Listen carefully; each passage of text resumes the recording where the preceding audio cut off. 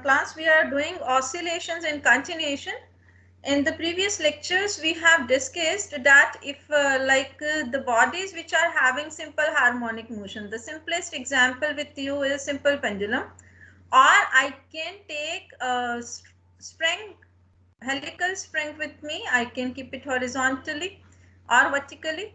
Whenever I am making the body to keep in the horizontal motion, the displacement I write it as x. Here also, when the bob is made to oscillate from mean to extreme, then it comes back to mean, goes to another extreme, comes back. So here the force in both the cases, restoring force is directly proportional to minus of the displacement. If this I am able to prove, then I say that, and of course the motion is to and fro, it is periodic, and all these conditions are being satisfied, then I say that my motion is simple harmonic motion. We have already discussed about the phase relationship for the velocity, displacement and acceleration, because acceleration also you have proved it is equals to minus omega square x. This is of course acceleration. So these all things we have already done. Now we want to say, what about the energy in simple harmonic motion?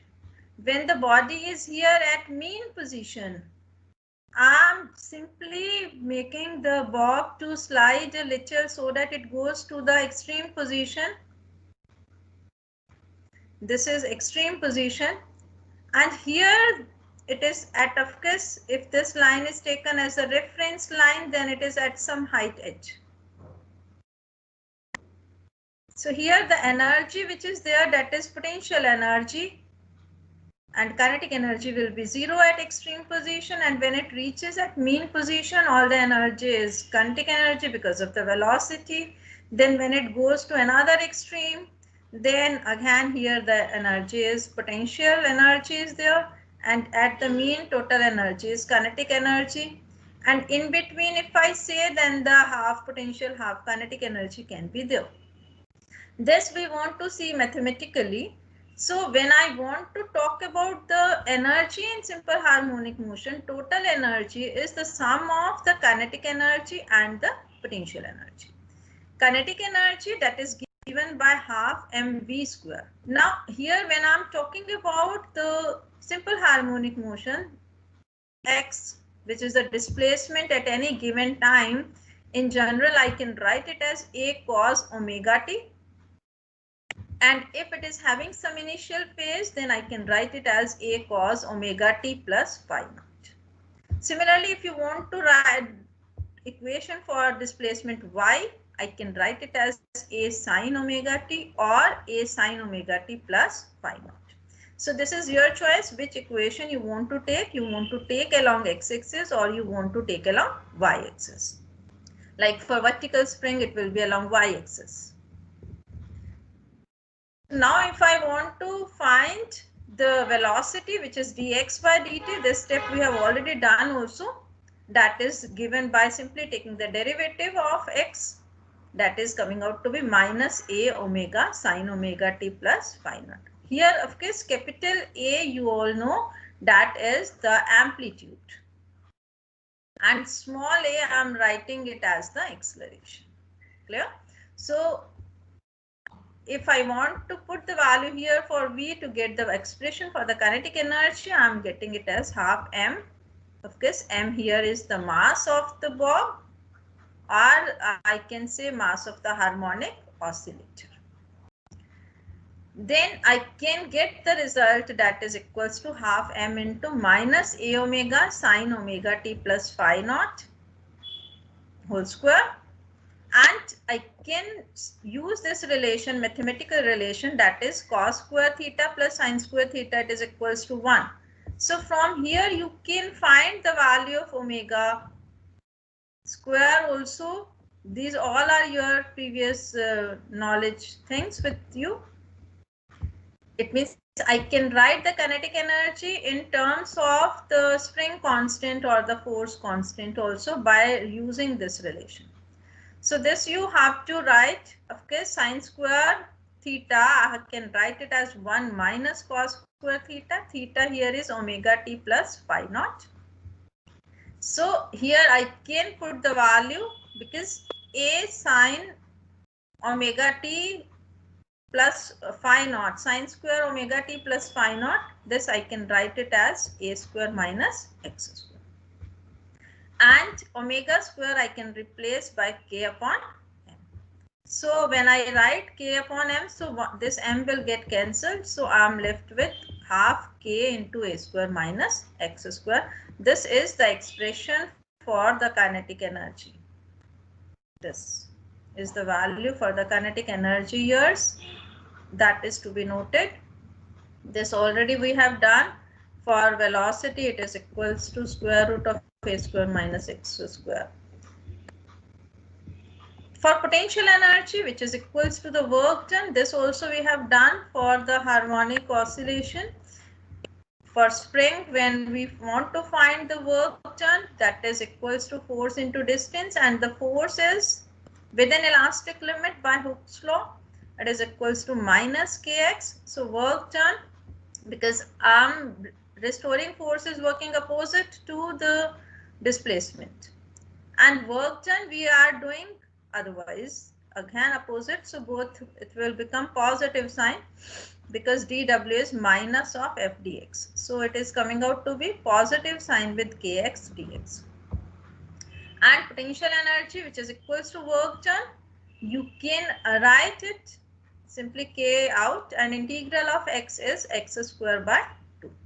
And within the limit 0 to x, if you work out, you are getting the potential energy, which is equals to half kx square. So you can find the value of this potential energy, which is equals to half m omega square x square, which is equals to, by putting the value of x you can write, or simply you can leave here.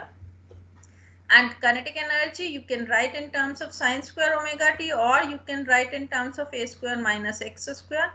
So when you add kinetic energy and potential energy, so total energy you are getting equals to half ka square, because x square term is getting cancelled, and k I can write it as m omega square.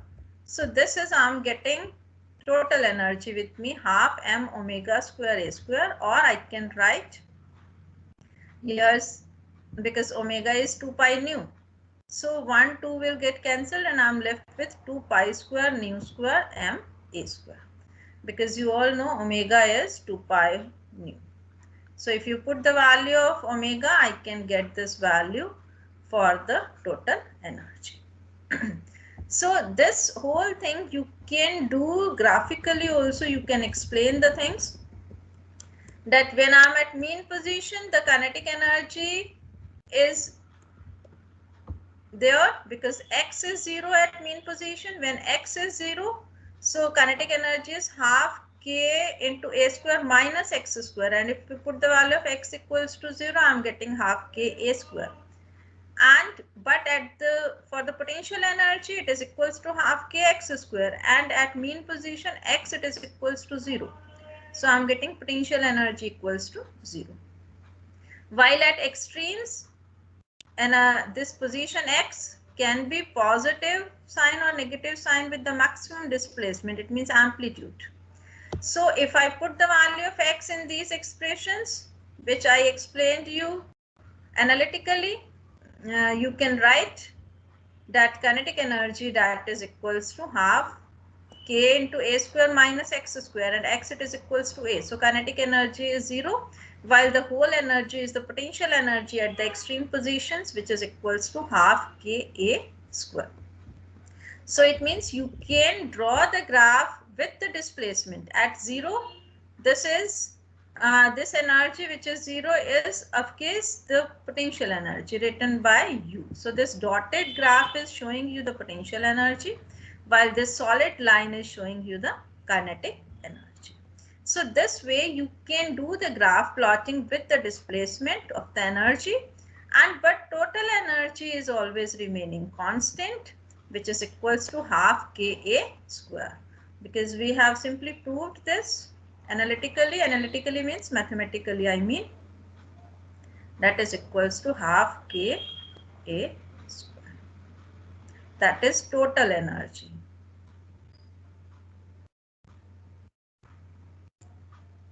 Total energy is half Ka square.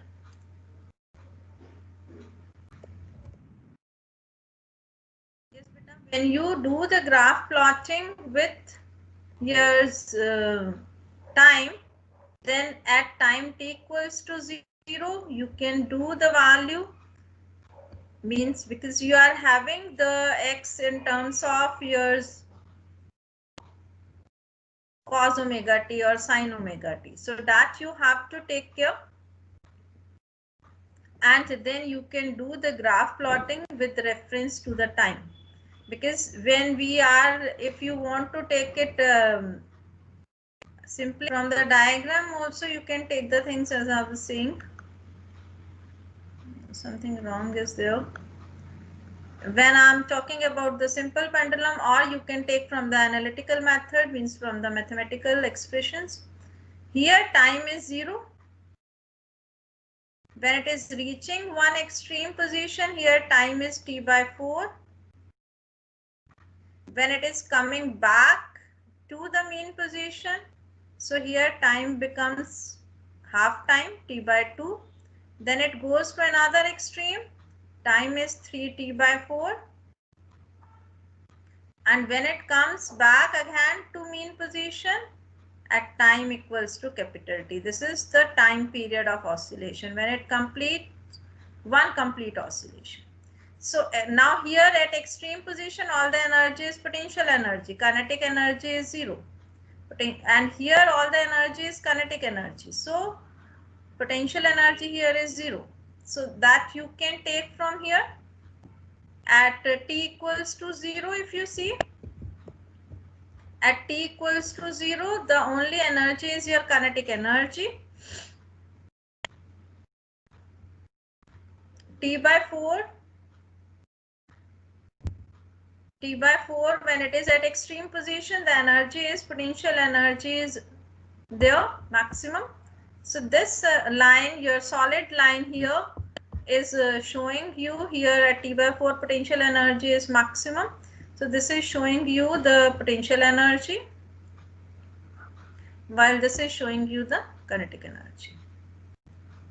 Dotted line is showing you the kinetic energy. Kinetic energy is maximum at t equals to 0, at t by 2, and at capital T. All the energy is kinetic energy. While at t equals to t by 4, the energy is potential energy. So that is shown here. This is potential energy maximum. So this is your potential energy. And see, this way you can do the graph plotting, but of course the total energy is remaining constant, that is conserved, that is equals to the sum of the kinetic energy and the potential energy. So whichever graph is coming to you, you decide whether you have to write with reference to the displacement or with reference to the time. Both the graphs of energy should be plotted. Now, if I want to take the examples of simple harmonic motion, basically spring and simple pendulum are there in your syllabus. So I'm taking spring first. And this is again, many things I have to repeat, like when I'm stretching it to one side, then restoring force is coming opposite to the displacement. This is, I have shown you the mean position. These two are extreme positions. And the force which is there, that is equals to minus kx. This equation you can prove because F, it is equals to m into a. A means d2x by dt square, double derivative of displacement. So this equation which I am getting is acceleration is coming equals to minus of omega square x. It means the motion is simple harmonic motion. This is whenever you are coming with the questions that prove that the motion is simple harmonic motion, you simply need to prove that acceleration is equals to or proportional to minus of the displacement, or it can be written in terms of minus omega square x. And then you can directly write the formula for the time period of the oscillation. that is equals to 2 pi by omega, which is equals to 2 pi square root k upon m. So here time period t, it is equals to 2 pi square root m upon k, or similarly if you want to write for frequency, you can write the expression that is 1 upon 2 pi square root k upon m. So this is a direct question that derive the expression for the time period and frequency for a spring which is kept horizontally. Now if I have a spring which is there in the vertical motion, vertical oscillations are there. So if I have to talk about the vertical oscillations, then initially when no load is applied, or when if I am applying the load small m, then this mg, which is weight, is acting in the downward direction. Because of that, some extension has come, that is equals to kd by Hooke's law. And if I increase the weight by small amount dm, I say, then the small extension x is further increased. So now this mg, the force which will be acting will be equals to mg minus k into d plus x, which is in the upward direction. So net force I can say which will be there acting here, that you can write it is equals to minus of kx. And when I can write it as minus kx, and of course because f it is equals to ma, so I can put the value m d2x by dt square, it is equals to minus kx, or I can write this value again, and that acceleration it is coming out to be minus of omega square x. Once I have written this equation, I can say that so motion is simple harmonic motion.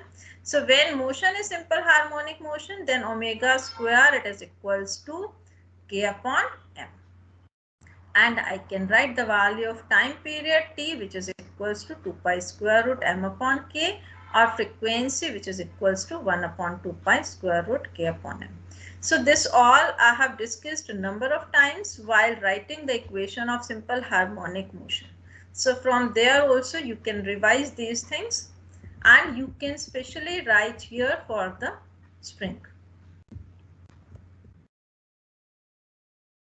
And when I have the combination of spring, like I have springs in parallel, first case. Similarly, I will be discussing with you the springs in series. So when these are in parallel, you can see both the springs I have taken of spring constants K1 and K2. K1 and K2, I am supposing they are spring constants for the spring 1 and 2. These are spring constants or force constants of both the springs, respectively first and second spring for the 1 and 2. Two springs I am taking, and I am attaching the mass m. Now I can take it in the horizontal way, or I can write it in vertical way. Both the ways you have seen, the expressions are coming same. So spring constants or force constants. Now if I stretch it in this direction with slight force, then, or I stretch here, if I am stretching for the horizontal, I will be writing the displacement as x. If I am doing for the vertical spring, I can write the displacement as y, because they both will get stretched by the same extension. So y is same in this case. So force will get adjusted according to the spring constant value. So I am getting the restoring forces F1 it is equals to minus K1y, and F2 it is equals to minus K2y. Or total restoring force you can write F it is equals to F1 plus F2. So total restoring force is, by adding F1 and F2 I am getting equals to minus of K1 plus K2 into y. Again you can see that F it is equals to minus of the displacement. So your motion is simple harmonic motion, and you can write comparing by the value. If I take the net force on the parallel combination again is F, and Kp is the net force constant, Then by comparing these two equations 1 and 2, I can write the value of the effective spring constant like you have done in 10th class effective resistance when resistance is in series or in parallel. So I'm getting the effective spring constant is coming out to be K1 plus K2. So the value of the frequency which I will be getting, which is equals to 1 upon 2 pi Kp upon, I can write it as 1 upon 2 pi K1 plus K2 upon M. Or if they are asking you the time period for the parallel combination, so time period will be equals to 2 pi square root M upon K1 plus K2. So directly you can use these formulas in the numericals for the time period and the frequency. When the springs are in parallel, you can see we are getting K1 plus K2, which you used to get for series resistances otherwise. And then you can find the value of the time period and frequency, how the time period will get affected if the values of K1 and K2 are increased or decreased, made half, made 1 upon 4. So different questions can be done on the basis of this.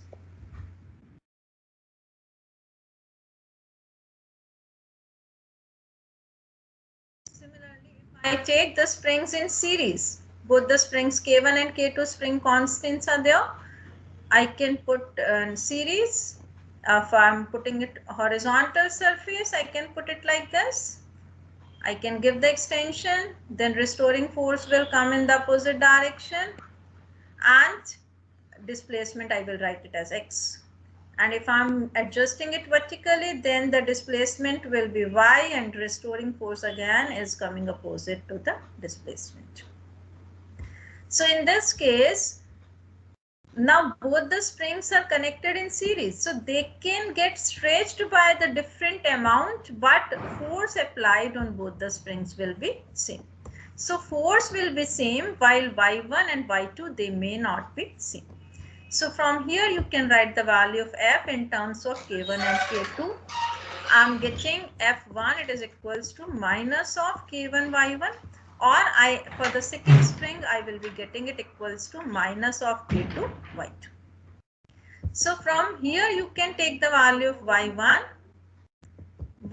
which is equals to minus f upon k1, and y2 also you people can write, which is equals to minus f upon k2. So it means for the springs in series, force is same while the displacement y1 and y2 will be different, and that y1 and y2 you can find simply by the relation that f it is equals to minus of ky. So y1 will be equals to minus f upon k1, and y2 you will be getting it is equals to minus f upon k2. You can directly also write these expressions, and total extension y will be equals to yours y1 plus y2, which I am getting minus f into 1 upon k1 plus 1 upon k2. And this I can write, if these are in series, I can write it as ks. So I can write here minus ks, of course, f upon minus kx. So from here you can find the value of ks, which is the spring constant for the series combination, that you can write that 1 upon ks it is equals to 1 upon k1 plus 1 upon k2. Or simply you can write it is coming out to be k1 k2 divided by k1 plus k2. So whatever way you can write, and you can put this value to find the time period and frequency. Time period will be of course equals to 2 pi square root m upon ks for series, and that value of ks you can put. Or if you want to write for frequency for series combination, so we are getting 1 upon 2 pi square root of ks upon m. So you can put the value of ks from here, and you can use these formulas directly in the numericals.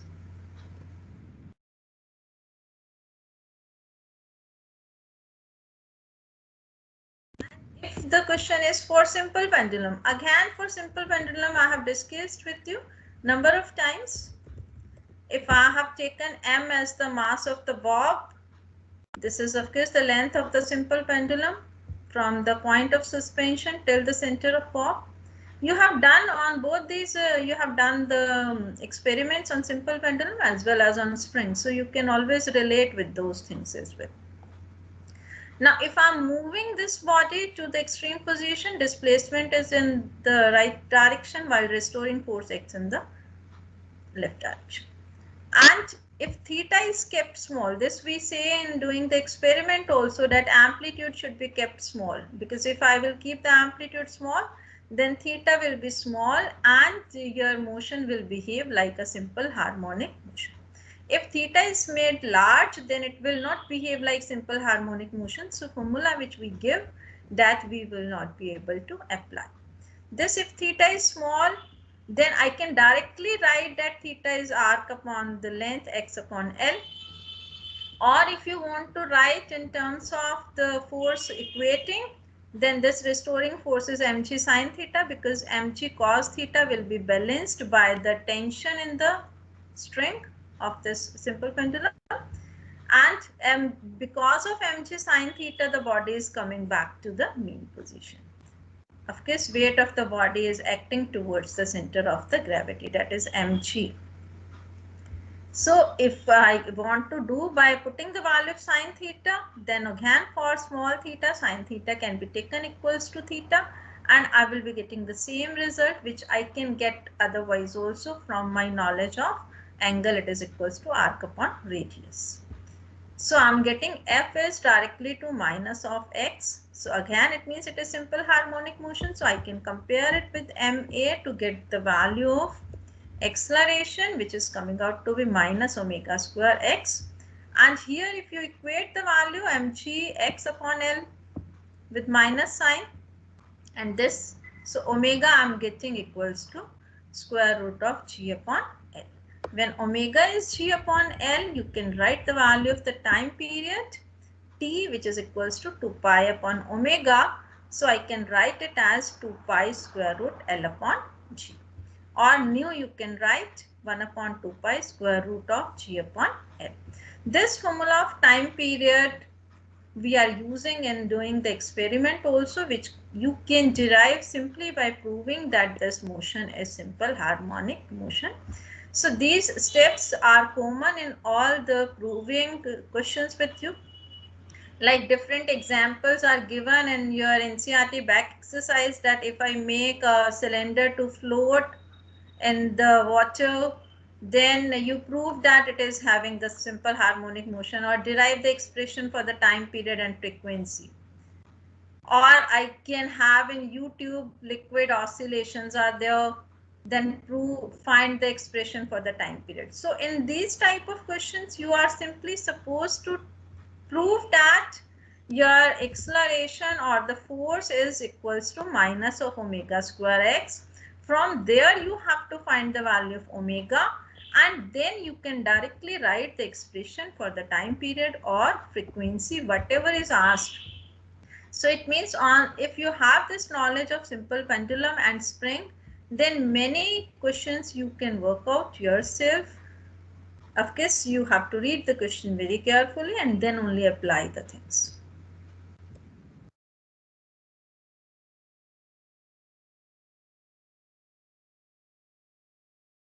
Definitions are there with you, like free, forced and resonant oscillations. You have done the experiment on sonometer and resonance. On simple pendulum also you have done. So if I have a pendulum, I am making it to oscillate simply by applying the small force. So the oscillations which are produced are free oscillations. And if there is no air, no water, means you are keeping it in vacuum, then it will always keep oscillating with the same amplitude. It means amplitude will not be changing with the passage of time. So amplitude is remaining constant, and these oscillations we call it as the free oscillations or undamped oscillations, for which we have derived the expression for the frequency, which is equals to 1 upon 2 pi square root of k upon m. Now if I put it in air or water, then what happens? then the amplitude in decreases. In day-to-day life, if you see pendulum, if you are making it oscillate, it comes to rest after some time because of the air resistance. So actually the oscillations in day-to-day life, they are damped oscillations because amplitude is decreasing with time. So amplitude is decreasing with time, they are damped oscillations. But if I want to keep the oscillations undamped, it means maintain, I want to maintain the amplitude, then what I have to do? Every time I will have to give that energy so that amplitude is remaining constant.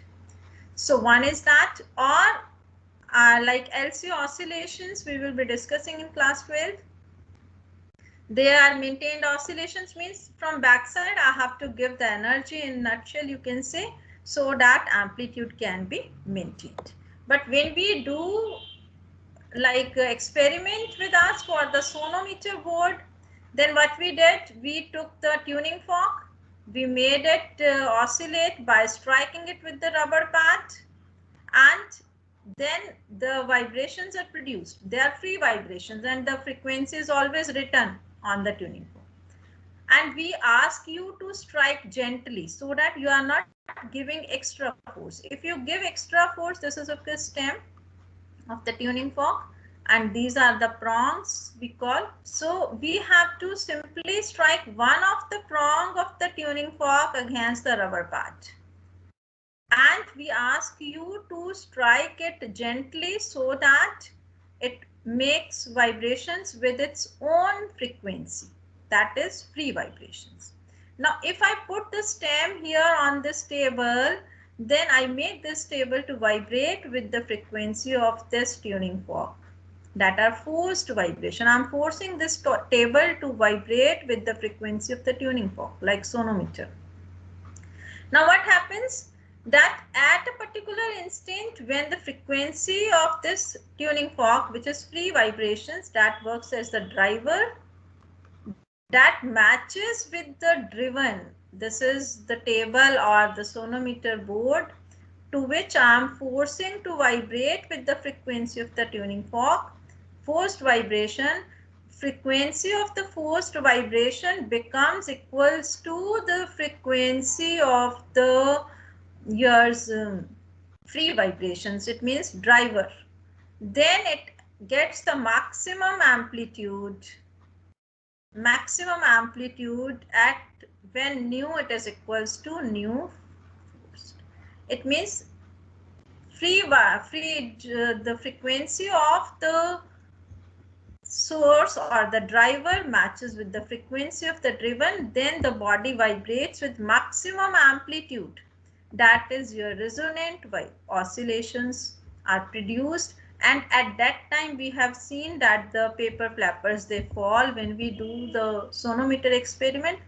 And in resonance tube apparatus you have heard the loud sound was there because of the resonance. So when the frequency of the source, I mean the driver and the driven, they match, then resonant oscillations are produced. Body is made to oscillate with the maximum amplitude. That can be done experimentally like this. If I take the metallic bobs of different length threads, if I attach with, masses are same, and the thread length if I change. So this yours, you can call it different bobs like A, B, C, D. If I make any one bob to oscillate, initially they all will oscillate with their own frequency, that is free vibration. If I am simply vibrating A, after some time coming in contact, B will also start oscillating because of the forced vibrations. And this also, and similarly D also. And after some time you will see that B and D, they will oscillate with the same amplitude. And that amplitude will be maximum. So because they are having both the same dimensions, so both frequencies will match, and as a result they will have the maximum amplitude, means resonant oscillations will be produced. So that is an experimentally done things like sonometer, resonance tube, and this on simple arrangement on this metallic bobs with threads also. You can make it at your place just to have the fun and enjoy the resonance. On this, we are having the questions like while crossing the bridges, the people are said to move out of step, because if they move with the same step and the frequency of the bridge and the frequency with which the people are crossing the bridge, military, etc., you can take as example. So when they are asked, otherwise they move in the same step, same frequency, but they are asked to be out of step while crossing the bridge so that the bridge is not getting damaged.